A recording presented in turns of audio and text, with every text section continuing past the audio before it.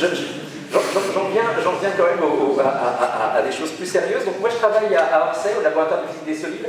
Donc Paris est là, la Tour Eiffel est là. Donc là c'est 25 km entre la Tour Eiffel et mon bureau. Ça met à peu près 45 minutes en transport en commun si tout va bien. Ces derniers temps, ça mettait 2 heures, 2 heures et demie. Enfin, ou un temps infini, à vitesse nulle, on va pas très vite. Mais c'est pour dire que je travaille en banlieue parisienne. Et je voulais, avant de rentrer dans la physique que je fais, vous raconter un peu comment on en arrive à faire des bulles de savon et comment on en arrive à faire des bulles de savon de son sujet de recherche. Donc c'est une histoire qui, pour moi, a commencé à Aix-en-Provence. J'ai essayé de commencer à peu près à votre âge. Donc j'étais en classe préparatoire à Aix-en-Provence ici. Et à l'époque, j'avais un rêve dans la vie, c'était d'être prof de physique. Et je voyais comme possibilité pour être prof de physique d'intégrer une école normale supérieure. Et donc j'ai intégré celle de Lyon, où j'ai passé quelques années et j'ai passé l'agrégation de physique. Et puis bon, j'avais encore un peu de temps, donc j'avais une 4e année d'école, donc il fallait faire un Master 2. Donc je suis allé faire mon Master 2 à Paris. Et à l'issue de ce Master 2, je me suis dit que je n'avais pas envie d'être prof de classe préparatoire tout de suite, que j'avais envie de faire un petit peu de recherche. Donc je suis retourné à Lyon faire ma thèse, j'ai passé 3 ans. Et puis pendant cette thèse, j'ai découvert la fièvre de la recherche. Enfin, c'est quelque chose qui m'a beaucoup plu, alors que j'ai décidé d'en faire mon métier, enfin d'essayer d'en faire mon métier. C'est de plus en plus difficile, mais j'ai décidé d'en faire mon métier. Donc je suis allé faire un post-doctorat au Collège de France, dans le laboratoire de Pierre-Gilles de Gênes. Enfin, lui faisait de la théorie, moi j'étais dans une équipe d'expérimentateurs. C'est un prix Nobel, il est prix Nobel de physique 92, pour les plus jeunes d'entre vous, vous ne savez pas forcément ça, qui est la star française dans mon domaine. Et puis suite à ça, j'ai été chanceux parce qu'à l'époque on pouvait avoir un emploi de fonctionnaire assez vite. Donc après 2 ans de stage postdoctoral, j'ai obtenu un poste au CNRS à l'université qui s'appelait Paris Sud et qui s'appelle Paris-Saclay depuis le 1er janvier. Pour ceux qui ne savent pas, parce que souvent on ne sait pas bien ce que c'est le CNRS, en fait dans toutes les universités de France, dans les laboratoires de recherche, vous avez 2 types de chercheurs. Vous avez des enseignants-chercheurs qui sont payés par l'université et qui passent leur temps à faire moitié de la recherche et moitié de l'enseignement. Et puis vous avez des chercheurs CNRS comme moi qui passent leur temps officiellement à faire que de la recherche. Et moi, je fais aussi un petit peu d'enseignement. Donc, en gros, je fais le même travail que mes collègues, mais j'enseigne beaucoup moins qu'eux parce que je suis beaucoup moins fort qu'eux, physiquement. Donc voilà. Alors, je voulais aussi vous dire un petit peu en quoi ça consiste mon travail de chercheur, parce que ça reste quelque chose qui est un peu flou, et j'ai essayé de lister un petit peu les activités quotidiennes d'un chercheur. Alors, quand même, la première activité, pour un certain nombre d'entre nous, c'est faire des expériences. Ici, vous avez des collègues de mon laboratoire qui font des expériences de résonance magnétique nucléaire pour étudier les propriétés supraconductrices de matériaux. Donc ça, c'est un aimant 4 Tesla, c'est assez péchu comme aimant. Alors il est assez petit parce que, par rapport à un aimant d'IRM médical, parce qu'on met des petits échantillons, on ne met pas des bonhommes entiers. Donc on arrive à faire des champs intenses et homogènes sur des petits volumes. Alors, donc on fait des expériences, et pour être vraiment honnête, moi j'ai 47 ans, et des expériences, moi-même, j'en fais de moins en moins. Je suis de plus en plus celui qui demande à des gens de faire des expériences. Faut dire la vérité. Une autre partie importante de notre travail, c'est ça. Et je dirais qu'on passe quand même plus de temps devant notre ordinateur que de temps sur nos manips, même si on est expérimentateur, parce que finalement, une fois qu'on a des données, une fois qu'on a des points, il faut les regarder, il faut essayer de comprendre ce qu'elles disent, il faut essayer de faire des courbes, il faut essayer de trouver la bonne représentation des courbes dont on peut espérer qu'elles vont nous dire quelque chose sur notre travail. Et ça, on y passe pas mal de temps. Quand on est expérimentateur ou expérimentatrice, j'insiste, on passe du temps à faire des trucs, quoi. Je veux dire, on soude, on scie, on cloue, on dessine des pièces pour que l'atelier de mécanique fasse des pièces. Et ça, c'est quand même aussi une partie très importante, c'est-à-dire que les expérimentateurs, il faut être un peu bricoleur, quoi. Alors, moi, je n'étais pas bricoleur dans ma vie de tous les jours, je suis toujours pas très bricoleur dans ma vie de tous les jours, mais au labo, c'est quelque chose qu'on est obligé de faire, quoi. Enfin, si on aime ça, on est obligé de faire, sinon on peut se contenter de faire des calculs. Un truc qui me paraît important aussi, et moi, quelque chose auquel je suis extrêmement attaché, c'est le fait que la recherche, c'est un travail collectif. Et ici, vous voyez une séquence de travail dans un réacteur nucléaire au voisinage, c'est des gens de mon équipe, c'est moi qui prends la photo. On fait des expériences dans un réacteur nucléaire à côté d'Orsay, à Saclay, et on utilise le fait que les neutrons sont à la fois des ondes et des particules, et donc on utilise le caractère ondulatoire des neutrons pour faire de la diffraction de neutrons. Donc voilà des expériences qu'on faisait à plusieurs, et comme c'est des expériences qu'on fait jour et nuit, ben quand on va faire des neutrons, on s'y met à plusieurs, parce que c'est comme les cartes de marine, il y a celui qui va prendre la nuit, donc il faut se relayer. Tout ça pourquoi Parce que pour qu'à la fin on fasse ça, on fasse des articles. Et au fond, ce qu'on produit, nous, c'est des idées, et ces idées, on les écrit dans des articles ou on les raconte dans des conférences. Et ça, c'est vraiment ce qu'on nous demande de produire, et c'est là-dessus finalement que les chercheurs sont évalués, c'est sur leur capacité à écrire des articles. Alors, bon, je pourrais passer des heures à vous expliquer le fait qu'on demande aux gens d'écrire de plus en plus d'articles, ce qui nuit sans doute à la qualité de la production scientifique, mais c'est ça à la fin, c'est ça qu'on produit, on doit produire des articles scientifiques. Et alors, moi je fais tout ça, et je me suis intéressé un peu depuis que je fais de la recherche à ces objets-là, qui sont les gouttes et les gouttes de savon, et je m'y intéresse essentiellement pour deux raisons. D'abord parce que je trouve ça beau, et je trouve que l'esthétique en science c'est quelque chose qui est important, c'est-à-dire que et donc on peut choisir de travailler sur des objets qu'on ne voit pas, et voir, être fasciné par les concepts et uniquement les concepts. Mais moi, ce qui m'a motivé à faire de la recherche, c'était de se dire que sur des objets qu'on peut voir tous les jours, il y a encore des questions pour lesquelles on n'a pas de réponse, et c'était ça qui m'a motivé. Je vous ai parlé de Pierre-Gilles de Gennes tout à l'heure. Quand il a eu le prix Nobel en 92, il se trouve que moi j'étais en prépa à ce moment-là. Il allait à la télévision et il racontait une expérience dont on a eu la réponse quelque chose comme 5 ans après. Une expérience qui est, si vous prenez un spaghetti, j'aurais pu en dire un spaghetti, mais si vous prenez un spaghetti et que vous essayez de le casser en deux, vous le tordez, vous le prenez entre vos mains et vous le tordez comme ceci, vous verrez que de manière systématique, vous ne fabriquez pas deux bouts, ça ne se casse pas en deux, il y a toujours au moins un petit bout satellite qui est produit. Et ça, on ne savait pas pourquoi, jusqu'à 1997, quelque chose comme ça. Et me dire que sur un truc aussi bête que ça, on n'a pas les réponses, ça m'a motivé. Alors évidemment je dois aussi vous dire que une des raisons pour lesquelles on me paye à faire ce travail-là, c'est qu'au-delà du fait que les choses sont jolies et qu'il y a des questions de science auxquelles on peut répondre, il y a aussi le fait qu'il y a plein d'applications, évidemment. Les gouttes d'eau ici à la surface des liquides, j'en reparlerai peut-être à la fin de mon exposé si je ne suis pas trop bavard, ce qui est un risque quand même. Les gouttes d'eau à la surface des liquides, c'est quelque chose que nous, on a étudié au laboratoire financé par Pepsi Cola. Par PepsiCo en l'occurrence. Et la question était la suivante, quand vous achetez du Pepsi Max et que vous le versez dans votre verre, ça ne fait pas la même mousse que quand vous achetez du Pepsi normal. Et ça c'est très embarrassant pour deux raisons. D'abord parce que avant même que vous ayez bu le Pepsi, vos yeux ont vu que vous leur filiez, vous essayez de faire passer un Pepsi Max pour un vrai Pepsi. Et personne ne veut boire du Pepsi Max. Enfin, en vrai, on veut boire du Pepsi et on est raisonnable pour boire du Pepsi Max. Donc tout de suite, vos yeux vous dites tu es en train de m'arnaquer. Et puis ça a aussi une conséquence, c'est que la présence de la mousse à la surface des liquides, ça change l'aspect en bouche et la texture en bouche. Et donc ça change le goût, ça change effectivement le goût. Donc on est payé par des gens comme ça.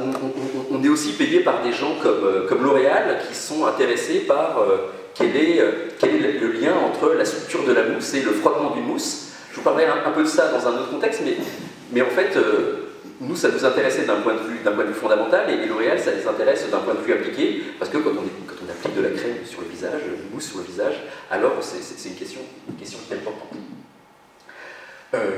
Évidemment, dans l'agroalimentaire, ici, j'ai mis une bière, la question de la stabilité des mousses, il y en a tout le temps, et à nouveau, c'est quelque chose qui nous intéresse. Moi, mes motivations essentielles sont comprendre des questions scientifiques auxquelles on n'a pas de réponse sur des objets qui sont des objets de tous les jours. Et une des raisons pour lesquelles j'arrive à faire ce travail-là, et parce que c'est difficile de financer de la recherche en disant ça m'amuse, c'est qu'il y a potentiellement des applications derrière, même si personnellement, moi je m'en fiche un peu. Donc, de quoi j'avais envie de vous parler aujourd'hui? j'avais envie de vous parler de trois choses. J'avais envie de vous parler de gouttes, de bulles et de mousse, et puis peut-être un petit peu de sujets de recherche un peu plus modernes sur ces questions-là. Alors, d'abord, je voulais commencer par une question qui est cruciale ici, qui est quelle est la forme d'une goutte de pluie? Je me suis dit que ici, c'est une expérience que vous faites couramment, je vais faire mon Parisien qui vit en Bretagne, et donc, comme vous faites régulièrement l'expérience des gouttes de pluie, j'avais une première question, c'était, d'après vous, quelle est la forme d'une goutte de pluie quand elle est en train de tomber? Alors je ne sais pas si vous avez la réponse, donc qui pense que c'est la première forme? On va poser la question à haute voix. Il y a deux personnes qui pensent que c'est la première forme. Qui pensent que c'est la deuxième forme? Ah, c'est un peu de démocratie participative, c'est plus déjà. Qui pensent que c'est la troisième forme? D'accord? Donc là, l'idée, c'est que le vent pousse comme ça et ça écrase un peu la goutte. Qui pensent que c'est la quatrième forme, une goutte ronde? Quelques-uns quand même. Et là, qui pense que ça serait comme ça? Voilà. Il y a des esprits forts ici. Et donc la réponse c'est ça. C'est ça, et je vais essayer de vous justifier pourquoi c'est ça. Peut-être faudrait que j'élimine tout de suite ce cas-là, parce que je n'y reviendrai pas par la suite. J'ai retravaillé mon exposé et je ne reviens pas par la suite. En fait, ceux qui ont envie de répondre à cette forme-là, c'est pour deux raisons essentiellement. La raison qui est que c'est la forme qu'on dessine depuis qu'on est enfant. Et puis la deuxième raison, c'est parce que c'est effectivement la forme d'une goutte de pluie quand elle est sur une vitre. Et donc c'est la forme qu'on voit, parce que les gouttes de pluie, on ne les voit jamais.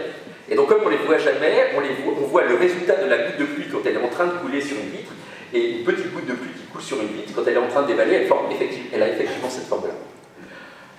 Donc pourquoi est-ce que les gouttes de pluie sont rondes?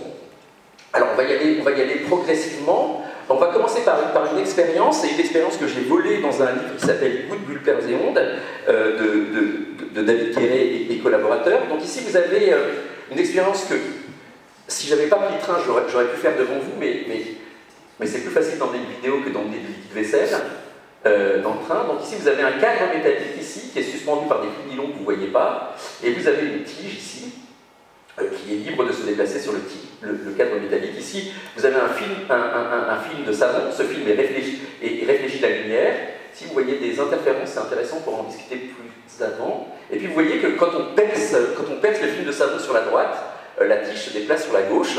Ça veut dire que le film de savon exerce sur la tige une force qui la déplace. Alors cette force qui s'exerce sur la tige, c'est la tension de surface. Et ça dit quelque chose qui est qu'à la surface des liquides, à la surface de tous les liquides, il y a une espèce de tension, une force qui tend à diminuer la surface des liquides, puisque ici vous aviez un film de savon. Au début, il ne se passait rien, mais dès qu'on a laissé un peu de liberté à la tige, en cassant le film de savon d'un des côtés, cette force de tension de surface a joué, et cette force elle est venue tirer sur la tige, elle est venue tirer sur la surface du liquide, tirer sur la surface pour diminuer l'interface. Alors il y a deux manières d'introduire cette force de tension de surface. Soit on l'exprime comme une force par unité de longueur, c'est-à-dire que sur la tige, comme ceci, il y a une force qui est proportionnelle à la longueur de la tige. Donc plus la tige est grande, plus la force est importante. Puis une autre manière équivalente, c'est de dire qu'il y a une énergie par unité de surface, et donc le système tend à diminuer son énergie pour diminuer cette énergie superficielle. D'accord? Donc il y a à la surface des liquides cette énergie superficielle, ou cette force de tension superficielle. Alors on peut aller un peu plus en avant pour comprendre quelle est l'origine moléculaire de cette force de tension superficielle, d'où ça vient qu'il y ait une force à la surface des liquides qui tend à diminuer l'air d'interface. Et bien ça c'est lié au fait que quand vous avez un gaz, les molécules sont très éloignées les unes des autres, mais quand vous avez un liquide, les molécules se voient, il y a des interactions attractives entre les molécules. S'il n'y avait pas d'interaction attractive, il n'y aurait pas de liquide. Donc il y a des interactions attractives entre les molécules qui font que les molécules elles tendent à minimiser leur distance. Alors comme les molécules tendent à minimiser leur distance, quand on regarde une molécule qui est à l'intérieur du liquide, elle est assez contente puisqu'elle est entourée d'un grand nombre de molécules, mais quand on a une molécule qui se retrouve à la surface, à l'interface, ici, ben, elle a moins de molécules voisines, et on a dit que dans un liquide, les molécules, elles voulaient être entourées de molécules de même nature, donc les molécules qui sont à la surface, elles sont défavorisées du point de vue énergétique. Donc si elles sont défavorisées du point de vue énergétique, ça veut dire qu'il va falloir apporter de l'énergie aux molécules pour qu'elles acceptent de se mettre à l'interface. Il faut fournir de l'énergie au système pour créer de l'interface. Alors on peut maintenant mettre un ordre de grandeur sur cette énergie qu'il faut fournir pour créer de l'interface. Et qu'est-ce que c'est? Ben, c'est l'ordre de grandeur d'une énergie de liaison. Alors l'énergie d'une liaison de type Van der Waals, c'est quelque chose qui doit être la dizaine de kilojoules par mol. Si je le mets en joules par molécule, c'est d'ordre kT. Et puis, donc on a dit que la tension de surface était une énergie de parité de surface, donc une énergie de liaison, kT, divisée par la surface occupée par une molécule, à carré. Et si vous mettez la valeur de K, la valeur de T pour la température ambiante et A, une taille de molécule, vous arrivez à des tensions de surface de l'ordre de 20 à 80 millijoules par mètre carré. Donc la tension de surface, pour un liquide, c'est ça, cet ordre de grandeur. Alors si sur tous les liquides, il y a une énergie de surface, comme ceci, eh bien alors, comme vous le savez, un système physique, ça tend à diminuer son énergie. Et donc si le système tend à diminuer son énergie, alors quand vous prenez une goutte de liquide, ben, ça va tendre à diminuer la surface ou le nombre de molécules qui sont exposées à l'air. Et la conséquence de ça, c'est que si on regarde une goutte de pluie à la caméra rapide, ben, c'est extraordinairement ennuyeux, c'est quelque chose qui est parfaitement sphérique. C'est parfaitement sphérique parce que le système tend à minimiser son énergie de surface, tend à minimiser le nombre de molécules à l'interface, et donc les gouttes de pluie sont sphériques. Alors, on pourrait se dire, mais quand même, c'est un peu plus compliqué. Il est en train de vous arnaquer parce que, ok, les petites gouttes de pluie, je veux bien qu'elles soient sphériques, mais les grosses gouttes de pluie. Alors, les grosses gouttes de pluie, moi j'ai des collègues qui ont tenté de faire des grosses gouttes de pluie, donc ça c'était mes collègues pendant que j'étais en postdoc au Collège de France. Ils ont fait des manips à la caméra rapide. C'est pour vous montrer que la recherche, c'est pas toujours très sérieux. Donc la manip consistait à mettre deux étudiants en thèse au 3e étage, dans le 5e étage, avec un seau d'eau, deux étudiants au 1er étage avec une caméra rapide à 400 000 €, et donc les mecs jetaient le seau d'eau du 5e étage, et les mecs en bas, à la caméra rapide, attendaient de voir la gueule qu'aurait la goutte d'eau tombée du 5e étage. Alors quand la goutte d'eau tombe du 5e étage, effectivement, quand elle est grosse, elle n'a pas du tout une forme sphérique. Néanmoins, ce qui se passe, je vous remets la méduse là, ce qui se passe, là, je vous ai mis un extrait de la méduse. Au bout d'un moment, que la méduse ou cette espèce de cacahuète se casse en plusieurs gouttelettes, et on finit toujours par avoir des gouttes sphériques. Donc, les gouttes d'eau, vu qu'elles viennent de plus haut que le 5e étage, elles sont sphériques. Alors, là, je fais le pitre, mais je vais quand même agir comme un physicien et me poser la question de qu'est-ce qu'on appelle une petite goutte d'eau et une grosse goutte d'eau. Ça, c'est quand même une question. Là, il y a une vraie question de physique. Comment on met des chiffres sur cette chose-là? Bien, pour savoir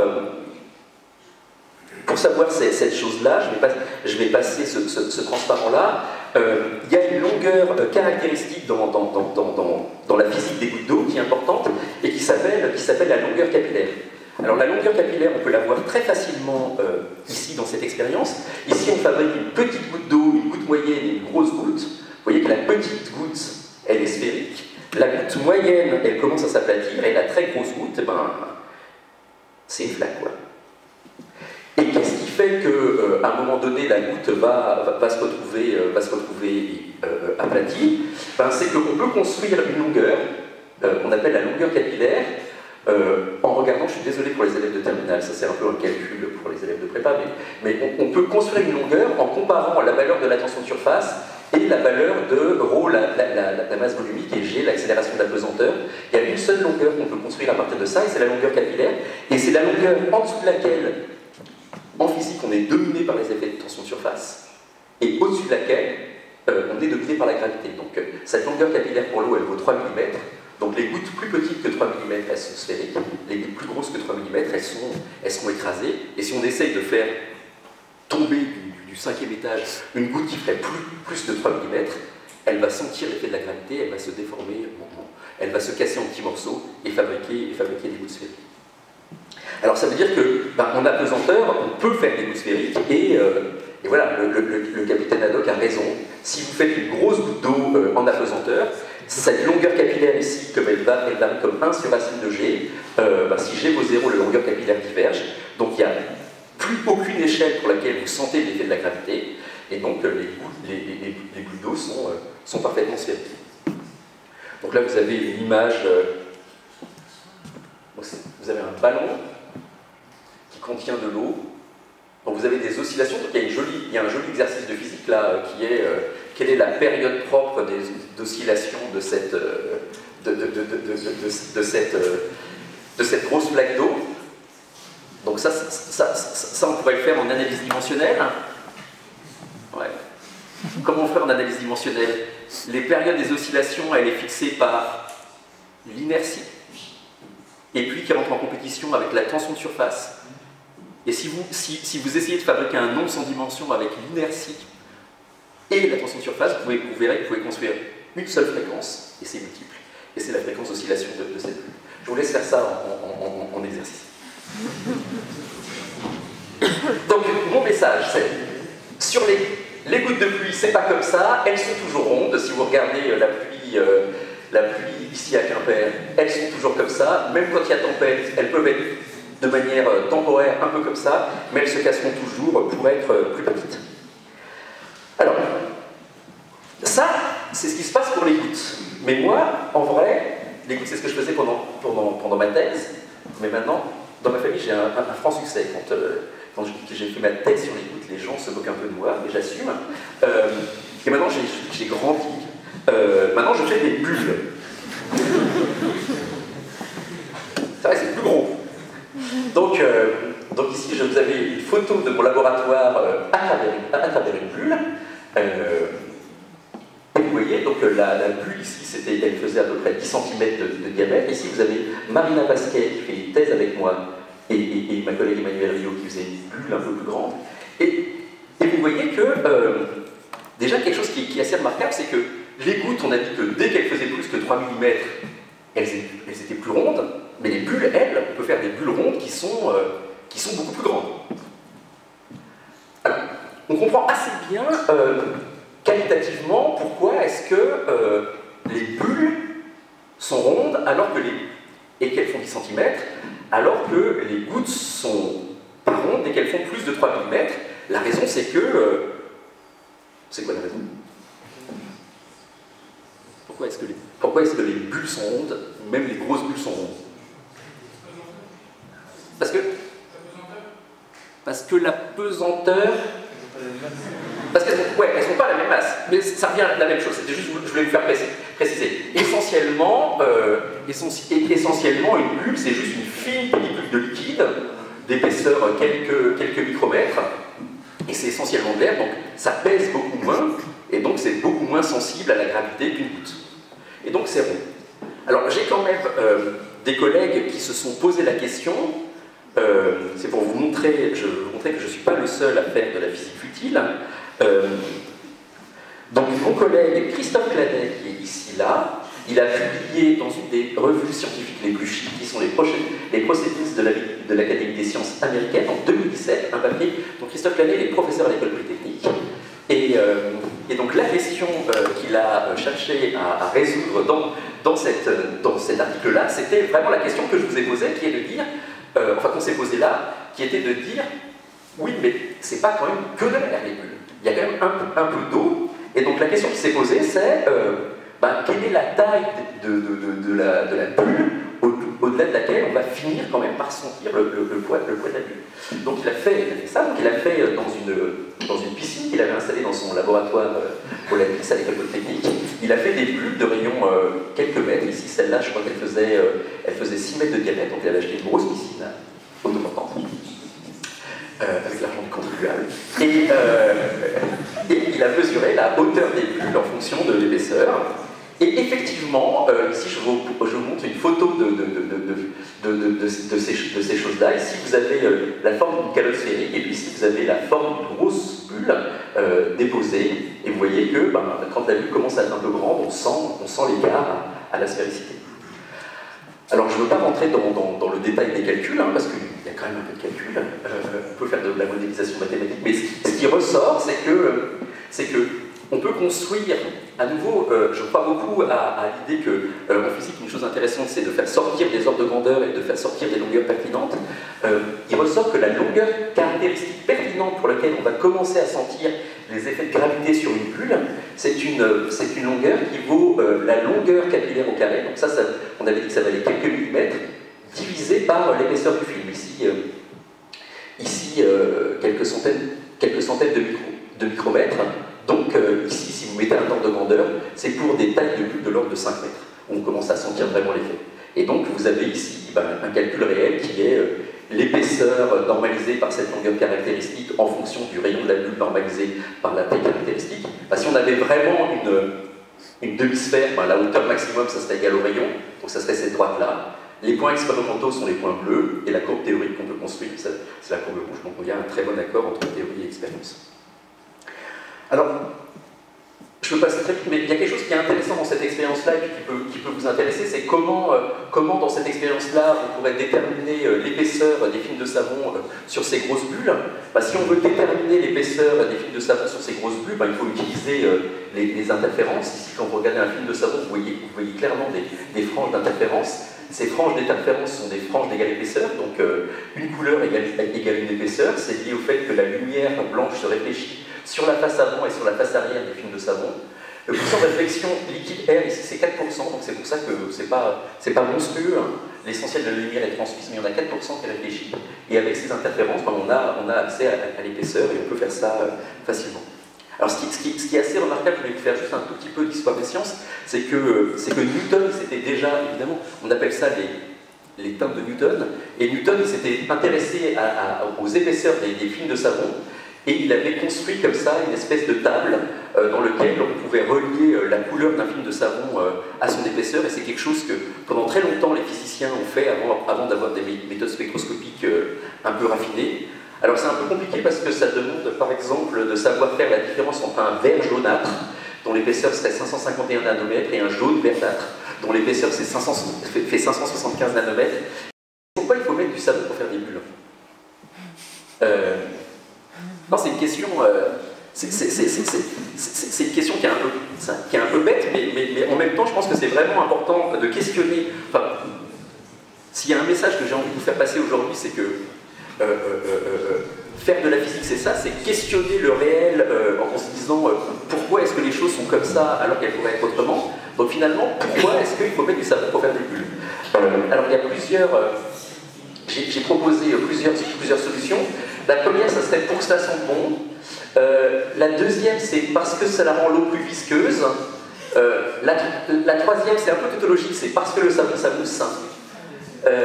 La quatrième, c'est parce que le savon, cela diminue la tension de surface. Et puis, il y a tous ceux qui ne se prononcent pas. Donc la tension de surface, on a dit que c'était l'énergie de parité de surface. Alors, je pense que raisonnablement, je ne vais pas faire le sondage. Si je faisais un sondage, bon, il y a ceux qui se positionneraient sur parce que le savon s'amousse, qui serait une manière de ne pas trancher. Les plus réveillés diraient parce que le savon, ça diminue la tension de surface. J'insiste un peu là-dessus. L'idée, pourquoi on répondrait ça, ou pourquoi, pour être vraiment honnête, pourquoi est-ce qu'on trouve ça dans la plupart des livres de physique? On trouve ça dans la plupart des livres de physique parce qu'on se dit, si je fais une bulle, c'est quand même un objet qui a beaucoup plus de surface que si je collectais tout le liquide de la bulle pour en faire une goutte. D'accord? Et comme on a dit qu'il y avait un coût associé à l'interface, une bulle, ça coûte énormément d'énergie de surface, et donc c'est quelque chose qui n'est pas du tout stable. Et donc si on abaisse la tension de surface, ça coûte beaucoup moins cher de faire cette surface des bulles, et donc on va pouvoir faire des bulles comme ça. Donc l'idée qu'on trouve dans la plupart des livres, et c'est une conclusion à laquelle vous seriez arrivé si vous avez laissé un peu plus de temps, c'est que on met du savon dans les bulles pour abaisser la tension de surface. c'est vrai, mais c'est un tout petit peu plus subtil que ça. Je voudrais quand même pointer un truc là-dessus, qui est... Alors, si on regarde la tension de surface de l'eau, la tension de surface de l'eau, c'est 72 millijoules par mètre carré. C'est relativement grand par rapport à la plupart des liquides, et c'est relativement grand par rapport à la plupart des liquides, parce que l'eau est un liquide dans lequel il y a des liaisons hydrogènes, et les liaisons hydrogènes sont des liaisons plus fortes que les liaisons de Van der Waals qu'on rencontre dans les liquides non polaires, ils ont voire sans liaison hydrogène, et donc l'eau a une tension de surface plus grande que les alcools dans lesquels il y a des liaisons polaires, et les alcools ont des tensions de surface encore plus grandes que les alcanes, dans lesquels il n'y a que des forces de Van der Waals. Donc l'eau a une grande tension de surface. L'huile d'olive un peu moins, 32 millijoules par mètre carré.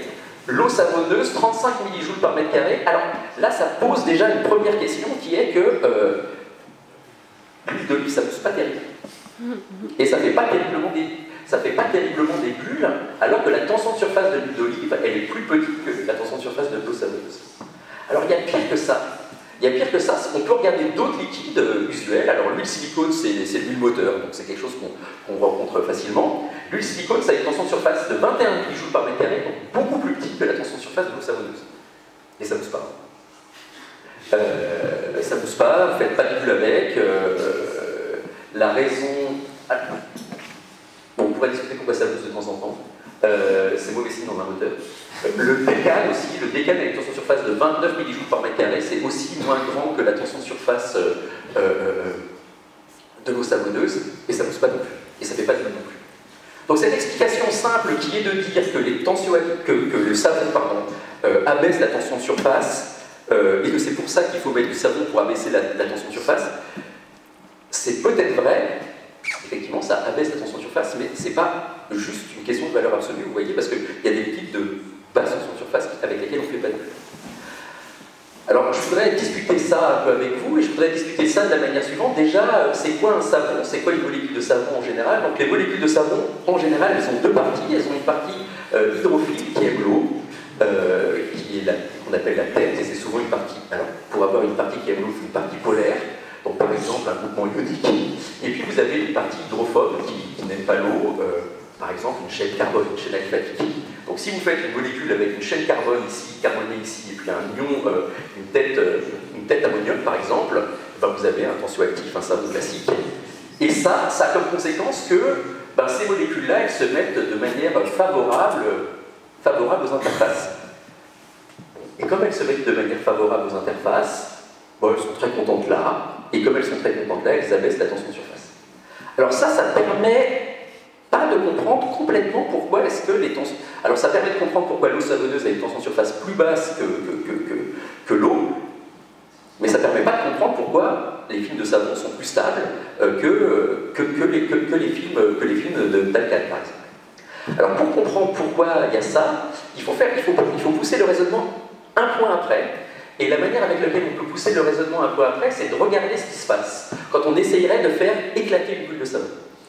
Si on essaye d'éclater une bulle de savon, on va partir d'un film avec du savon qui est comme ceci, et puis on va essayer de souffler, c'est-à-dire on va essayer à un moment donné d'ouvrir un trou dans le film de savon.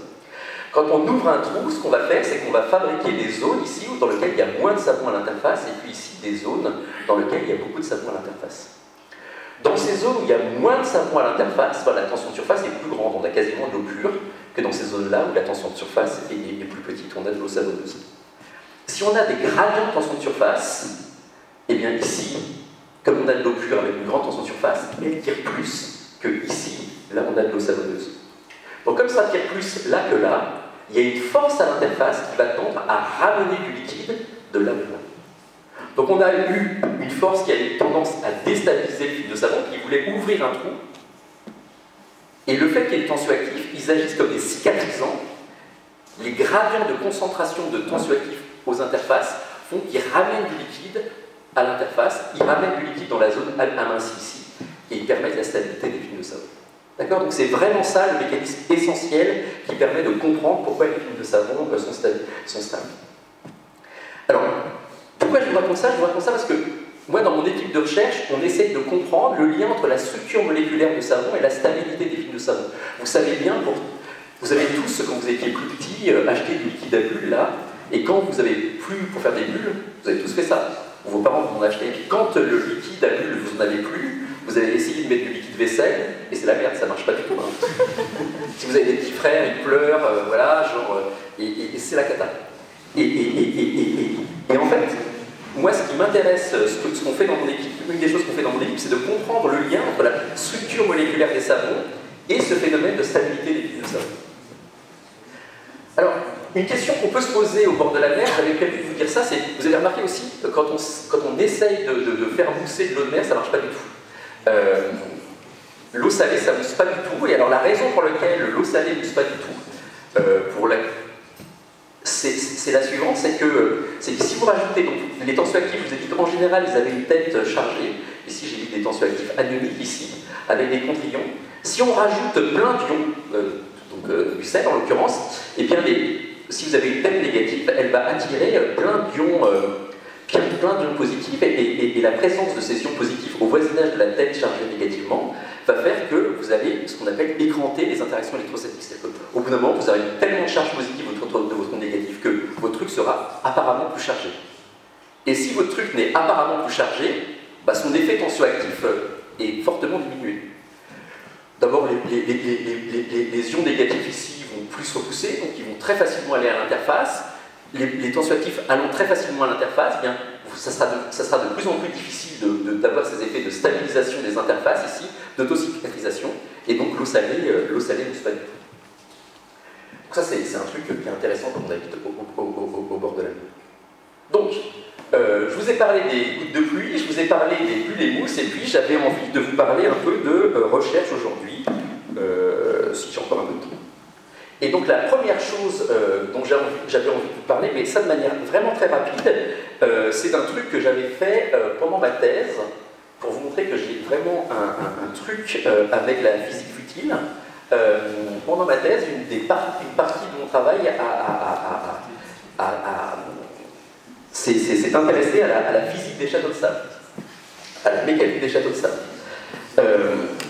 Et la question qui est une question encore partiellement ouverte, et je vous pointerai où sont les questions ouvertes dans deux transparents.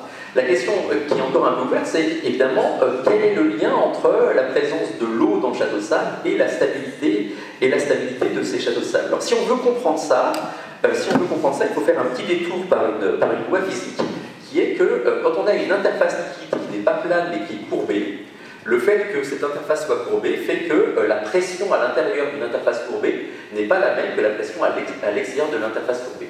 Ici, vous avez une bulle avec de la fumée à l'intérieur qui est reliée par un tube, et si vous enlevez votre doigt du tube, comme la pression ici, non, comme, la vidéo ne marche pas, comme la pression est plus grande ici qu'à l'extérieur, ben la bulle se vide ici sous l'effet de la surpression. Est-ce que celui-là marche? Non plus. Alors, ça va pas de la même façon. Donc, on peut montrer la chose suivante. On peut montrer une loi physique qui s'appelle la loi de Laplace, qui est que la surpression à l'intérieur d'une bulle, elle varie comme la tension de surface. Donc ça, on comprend assez bien, puisque quand on essaye de gonfler une bulle de savon, on crée de la surface liquide-air, donc il faut lutter contre cette tension de surface. Donc, il faudra d'autant plus lutter que la tension de surface est grande. Et puis, c'est inversement proportionnel au rayon, c'est-à-dire que pour avoir des bulles avec un petit rayon de courbure, il faut appliquer une pression beaucoup plus grande que pour avoir des bulles avec un grand rayon de courbure.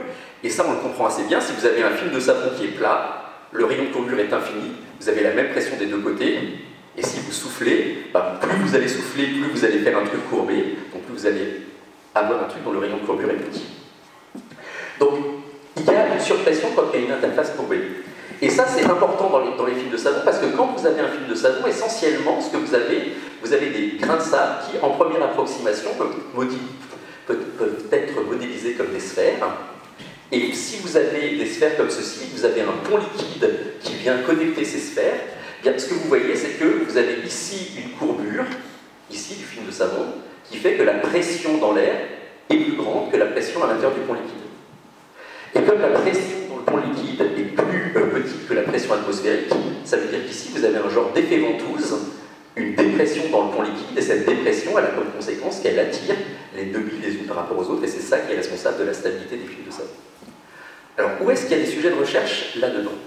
Il y a des sujets de recherche là-dedans parce qu'on peut calculer, vous pouvez calculer en fait, vous savez faire ce calcul, on peut calculer la force d'adhésion qui est due à la présence d'un ménisque entre deux sphères, comme ça, et la force d'adhésion, si on la calcule, elle est proportionnelle au rayon des sphères, R, donc plus les billes sont grandes, plus la force est grande, et puis elle est proportionnelle à la tension de surface. Et ce qui est remarquable dans cette équation, c'est que la force d'adhésion, elle ne dépend absolument pas de la quantité liquide. Vous avez une force d'adhésion qui est indépendante de la quantité liquide. Alors, pour faire ce calcul, il faut quand même faire une hypothèse qui est que l'extension latérale du pont liquide est petite devant la taille des bulles, la taille des billes. Ça veut dire que si on met trop de sable, ça va pas, si on met trop d'eau dans le sable, ça ne va pas marcher. Mais cette formule-là, elle est plutôt valable à petite quantité de liquide, et elle dit que pour peu qu'on le mette un tout petit peu, ça va tenir. Et vous savez que ce n'est pas vrai. Vous savez que fabriquer un château de sable, c'est assez robuste, c'est-à-dire que ça marche un peu sans trop contrôler la quantité liquide, mais quand même, dès que le château de sable commence un peu à sécher, c'est-à-dire que la quantité liquide commence à être un peu trop faible, le château de sable se casse, alors que ce calcul-là dit que on s'en fiche un peu. Alors pourquoi cette approximation est fausse? Elle est fausse parce que ici je fais un château de sable avec des billes qui sont parfaitement sphériques. La plupart des châteaux de sable, on ne les fait pas avec des billes sphériques, on les fait avec des billes rugueuses. Et là, ça pose la question de maintenant calculer l'interaction de deux billes rugueuses connectées par des ponts liquides. Et ça, c'est une vraie question de physique qui est un peu compliquée, puisque la rugosité, la forme des rugosités des billes est quelque chose qui est un petit peu délicat à créer. Et c'est un sujet encore très actif, là, les propriétés mécaniques des matériaux granulaires cohésifs.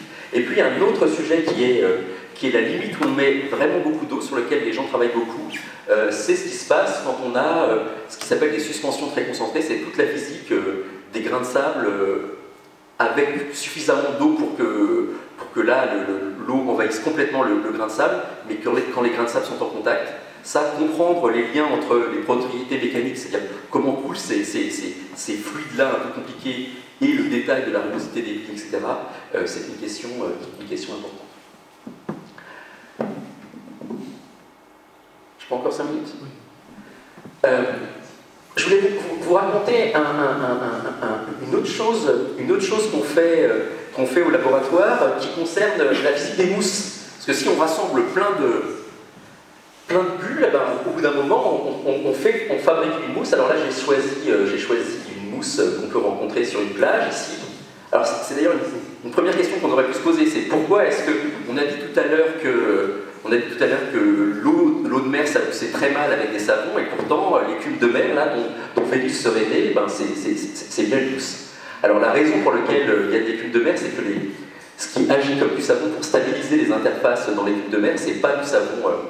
c'est pas des tensioactifs anioniques ou cationiques comme il y a dans nos lessives ou dans nos détergents, c'est essentiellement des microalgues qui viennent se déposer à la surface de l'eau, et ces microalgues, c'est elles qui assurent l'espèce de rigidité et d'autocicatrisation de la surface des liquides et qui empêchent les bulles de mourir dans les mousses de l'écume de mer.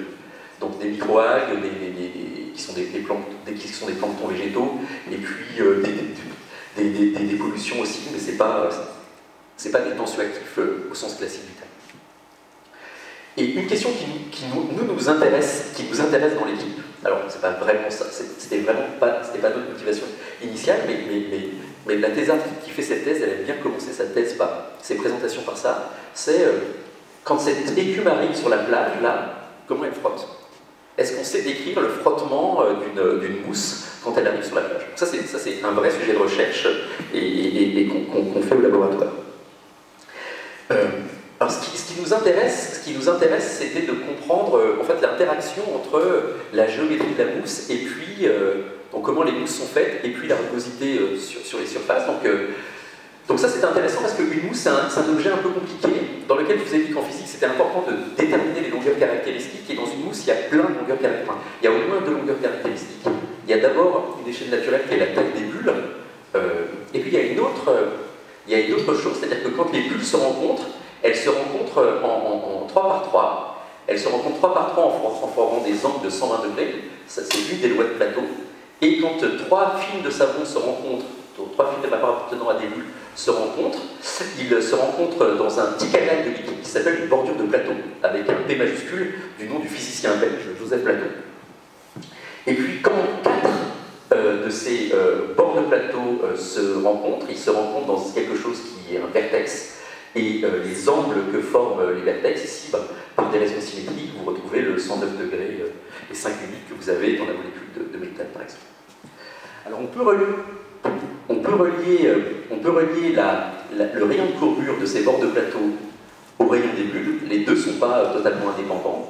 Et puis, le rayon des bulles de plateau, vous voyez que naturellement, il dépend d'une autre quantité qui est phi ici, la fraction liquide, la quantité de liquide dans la bulle. Plus vous avez de liquide dans la bulle ici, plus ce rayon est grand. Et voilà. Donc c'est quelque chose qui nous intéressait, c'était de comprendre qu'est-ce qui était important pour le frottement des mousses. Est-ce que ce qui est important, c'est la taille des bulles ou est-ce que c'est la taille des bords de plateau? Donc on a fait une expérience, donc là, on a fait une expérience dans laquelle on a une seringue ici, on bulle, on a plusieurs seringues en l'occurrence, on fait buller de l'air dans de l'eau savonneuse, et puis on fabrique une mousse ici à la surface. Alors ce qui est intéressant, c'est que dans une mousse, on peut montrer que la fraction liquide, c'est-à-dire la quantité liquide, n'est pas la même en bas de la mousse et en haut de la mousse. Ça, c'est quelque chose que vous voyez facilement. Les mousses en bas, elles ont des bulles qui sont très sphériques parce que les mousses en bas sont assez liquides. En haut, les mousses sont très géométriques avec moins de liquide, et on peut faire des modèles mathématiques qui relient la quantité de liquide à la hauteur à l'intérieur de la mousse.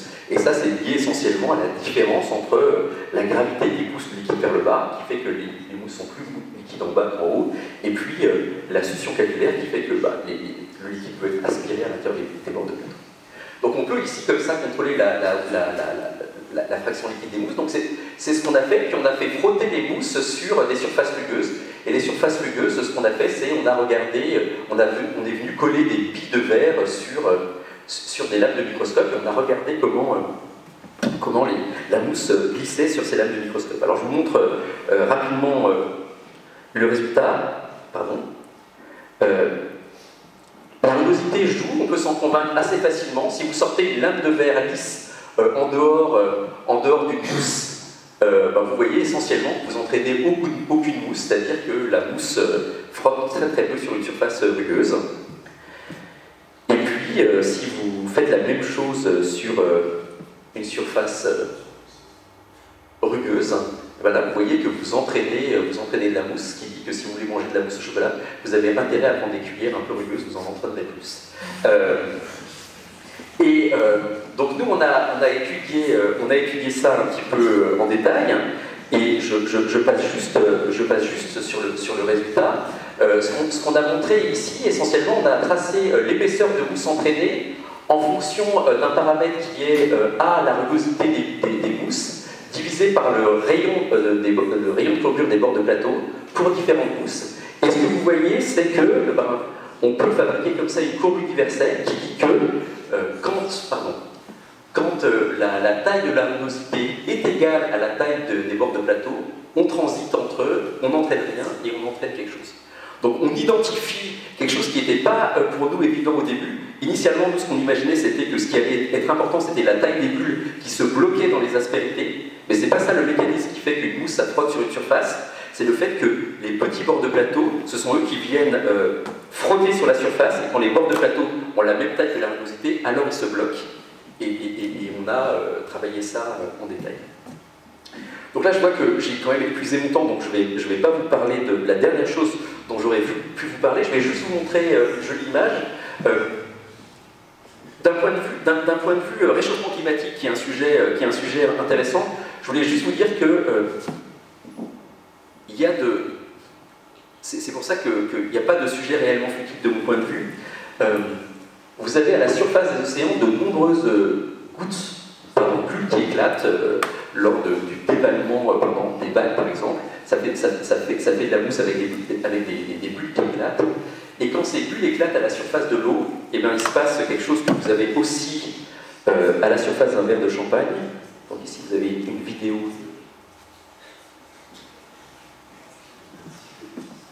d'un verre de champagne. Et quand vous regardez la vidéo d'un verre de champagne, vous voyez plein de petites gouttelettes ici qui sont éjectées. Et ces gouttelettes qui sont éjectées, alors c'est important pour le champagne parce que ces gouttelettes-là, elles s'évaporent très vite et en s'évaporant, elles diffusent les arômes et donc ça favorise l'odeur des vins effervescents, des sodas effervescents. Mais c'est très important du point de vue du réchauffement climatique pour la raison suivante, c'est que l'eau est un gaz à effet de serre extrêmement puissant et donc toutes ces petites gouttes-là augmentent de façon dramatique la dynamique d'évaporation des océans. Et donc comprendre l'éclatement des bulles à la surface d'un liquide, c'est aussi comprendre éventuellement un des mécanismes du réchauffement climatique. Sachant que vous n'avez pas, là pour le coup, de bouton très puissant, c'est-à-dire que vous pouvez étudier à quelle vitesse ça se fait, mais vous n'allez pas vous mettre à dire, bon, on va mettre plein de savon dans l'eau pour éviter que ça se fasse, ou des choses comme ça. En gros, vous ne pourrez rien faire, il faudrait juste savoir à quelle vitesse ça se fait. Et donc j'ai des collègues qui ont étudié ça plutôt dans le cadre de la surface d'un verre de champagne. Et juste si on regarde une bulle unique qui éclate, donc ils ont regardé exactement ça, l'éclatement d'une bulle unique à la surface, à quelle vitesse se fait, comment se forme le jet liquide. Alors j'ai une dernière vidéo, peut-être ici à vous montrer, que je trouve très jolie.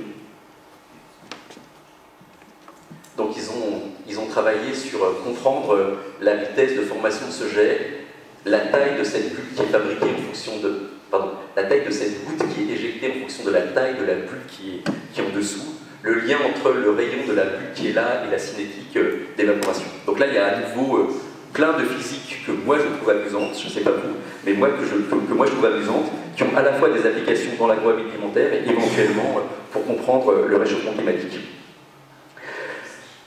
Donc, non mais c'était un peu prévu, hein, ça dépasse, je fais toujours comme ça, je suis quelqu'un qui a peur de manquer, ça se voit aussi à la physique.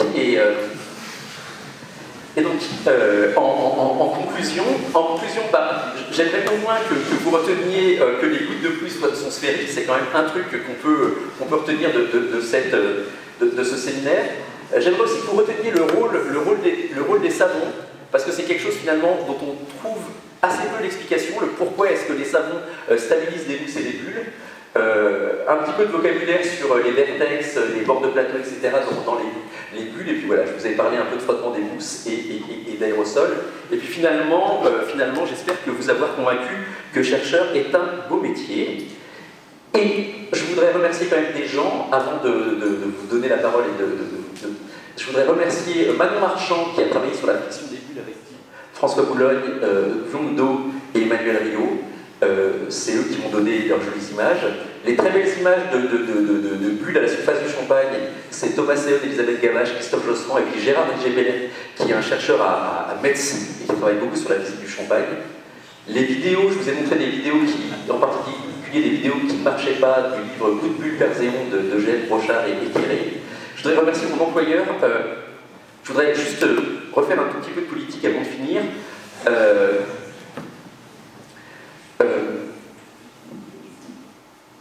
Une des raisons pour lesquelles je suis attaché à l'existence d'un organisme de recherche comme le Centre national de la recherche scientifique, c'est le fait qu'il laisse une grande liberté aux chercheurs pour définir leur sujet de recherche collectivement à partir de questions qui leur paraissent importantes. Mais une autre raison qui me paraît intéressante dans l'existence de quelque chose comme le CNRS, c'est aussi que ça me donne la liberté de venir vous parler aujourd'hui sans avoir à demander 1000 autorisations.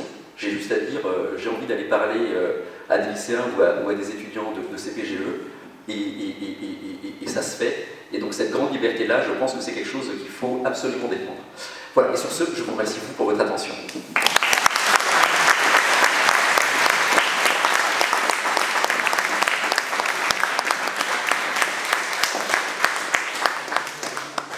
Mais je peux répondre à quelques questions, qui peuvent être des questions sur l'orientation, comme des questions sur le métier de chercheur ou sur des points de physique que j'ai présentés.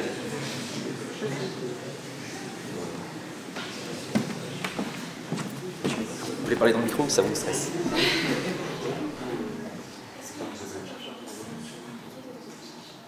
Donc je vais reformuler la question comme ça vous évite de vous parler vous dans le micro. Est-ce que je pense qu'aujourd'hui c'est plus difficile de devenir chercheur? Objectivement oui. Je dirais que, alors ça dépend des domaines, je pense, c'est-à-dire que si vous voulez être chercheur en intelligence artificielle, je pense qu'aujourd'hui c'est le bon moment. Ça embauche quand même pas mal. Alors, excusez-moi, je vais essayer de construire ma réponse un petit peu plus. D'abord, il n'y a pas que des chercheurs dans le milieu académique, c'est-à-dire il y a des chercheurs qui travaillent au CNRS à l'université, des chercheurs qui travaillent dans le privé, et dans l'industrie, on continue à embaucher beaucoup de chercheurs. C'est un autre mode de travail, on continue à embaucher beaucoup de chercheurs. Maintenant, pour ce qui est de la recherche académique, je dirais que la recherche académique en physique n'est plus l'espèce de truc, on n'est plus dans l'âge d'or de la physique, il faut dire la vérité, et on est sans doute plus dans l'âge d'or de l'informatique d'une certaine manière. Voilà. Alors la physique reste un monde plus facile que la biologie, hein, quand même, il ne faut pas se mentir, même que la chimie. La situation des jeunes que j'encadre est moins désagréable que dans d'autres domaines. Oui, c'est moins facile, mais c'est encore possible.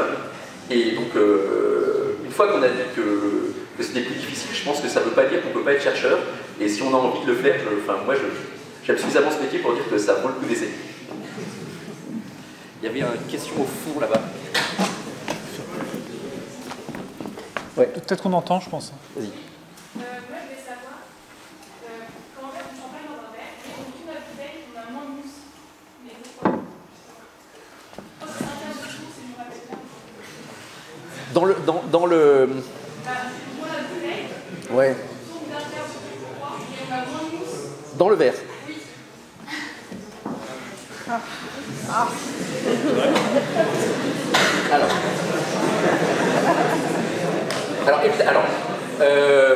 Donc la réponse c'est je ne sais pas.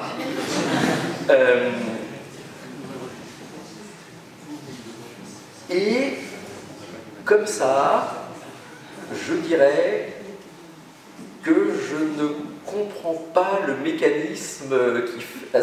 Je dirais que typiquement, si un étudiant venait me voir avec cette question-là, je vais agir, je dirais, il faut quand même refaire la manip pour être sûr que c'est vrai. Parce que sur le champagne, il y a des tonnes de... il y a des tonnes de mythes. Alors, évidemment, le premier mythe, c'est le mythe de la mer, parce que ça sert comme lubrifiant pour les accouchements des vaches. Ça se trouve dans des magasins pour adultes aussi, mais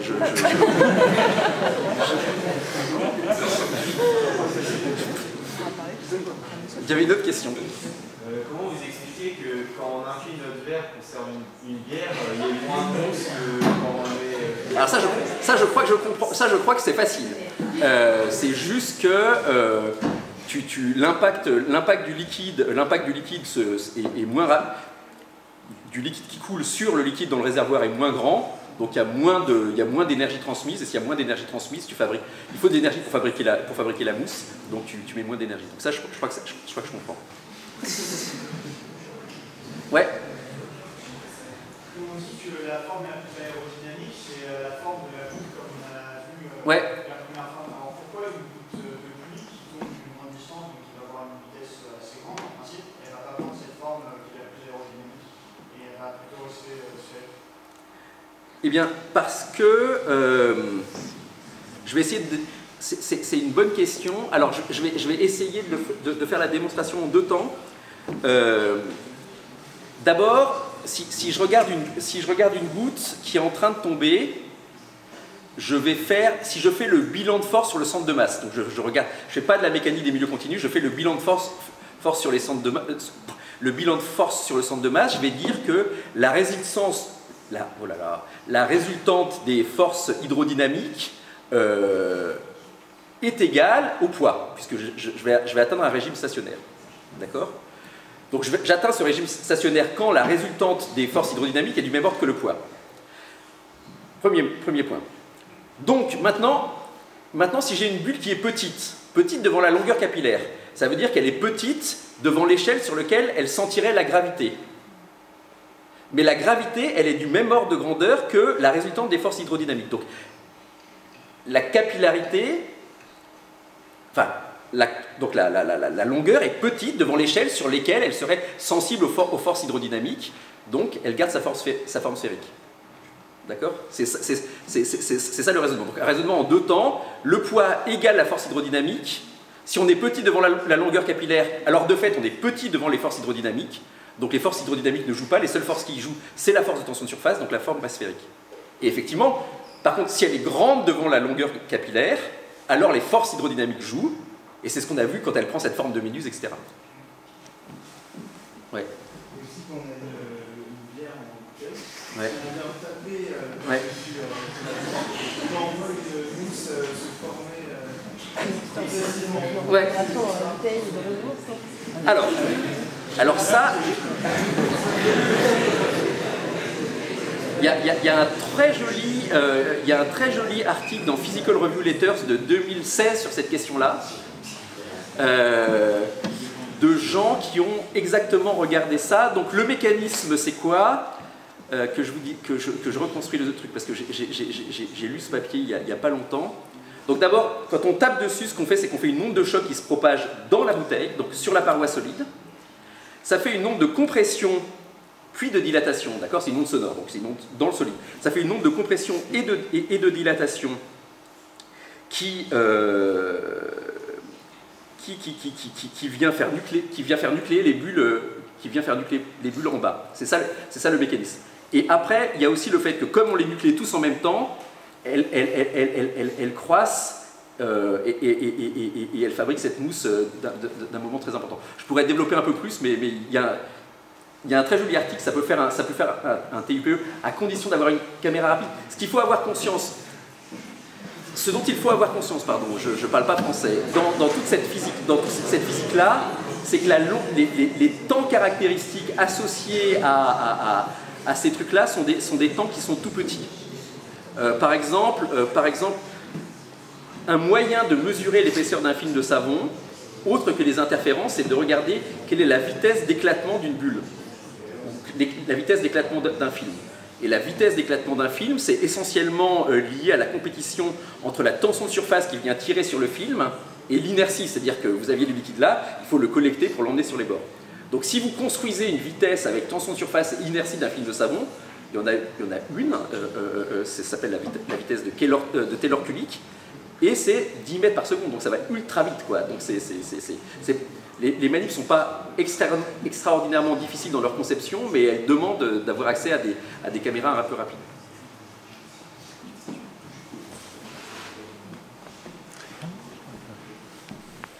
Oui.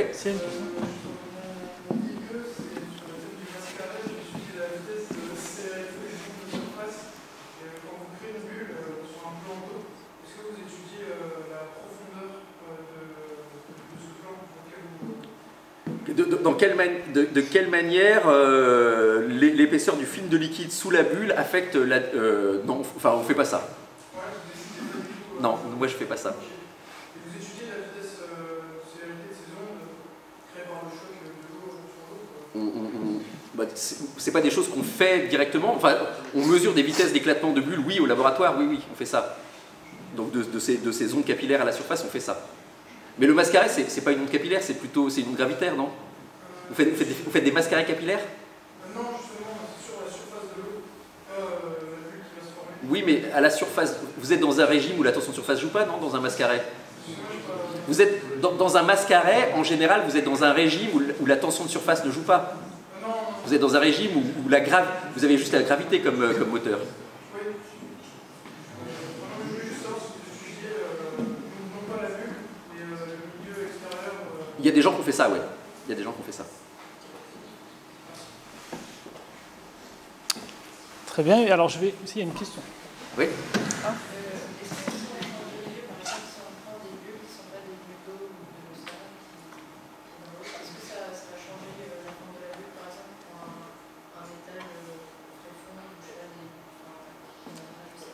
Alors, ça va pas changer. Si vous prenez un métal, donc la densité sera plus grande que celle de l'eau, donc ça va changer éventuellement la taille sur laquelle les choses jouent, mais ça ne change pas énormément, je veux dire. il y a des collègues, nous on fait des mousses d'eau dans le laboratoire, et on collabore avec par exemple Saint-Gobain, qui fait des mousses de verre, mais nous, les mousses de verre, il faut des fours à 2000 degrés, donc on ne fait pas ça, mais c'est la même physique. C'est la même physique. Et une question qui n'était pas claire, qui pour le verre qui n'était pas simple et sur lequel je crois qu'on comprend aujourd'hui, mais ce n'est pas encore totalement clair, c'est que le verre s'amousse, donc ça veut dire qu'il y a des choses qui agissent comme un peu du savon. Et qu'est-ce que c'est que le savon pour le verre? Ça, c'était une question, c'est les impuretés et sur lesquelles les gens du verre travaillent beaucoup sur savoir quelles sont les impuretés qui font mousser, quelles sont celles qui ne font pas mousser. Mais la physique est la même. La physico-chimie est différente, mais la physique est la même. Alors, je vais juste dire un mot. C'est le hasard, mais Thomas Sons a fait un livre que j'ai lu récemment qui s'appelle Les lois d'échelle. Tu le vois peut-être. C'est super, franchement, je le conseille, c'est à votre niveau. Et pour l'analyse dimensionnelle, c'est vraiment top. Et on y apprend notamment que le monde n'est pas du tout le même pour des longueurs plus petites que la longueur de capillarité. Donc si vous étiez des insectes, vous ne verrez pas du tout le monde de la même manière. En tout cas, merci beaucoup Frédéric Restagno pour sa conférence. Et,